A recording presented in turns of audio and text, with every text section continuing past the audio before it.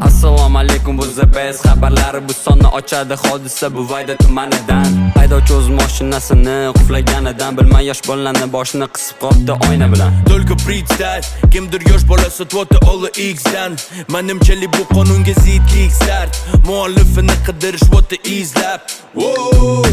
Metrodagi profilaktika ishlari davomida qator kamchiliklar chiqibdi qurilgan yo'llarda. Do'stlikdan sergiligacha bo'lgan bu qatnovlarda ta'mirlash ishlari boshlandi, tayyor bo'lib qoladi. Elektr energiyasi, gaz, suv, sovuqdan yoki suvdan noqonuniy foydalaganlarga sud beradi 15 sutku. Hozir hayotimizda firibgarlar ko'payib ketdi. Nomimizga kredit olishadi ham o'tirib chetda. Bugun shuni taqiqlash imkoniyati paydo bo'ldi. Onlayn tarz faollashtirish, foydalanish bepuldir.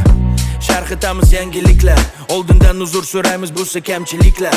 Repitamiz boplab xuddi qora tanlik. Mani ismim Radmi, tilama hammaga amin.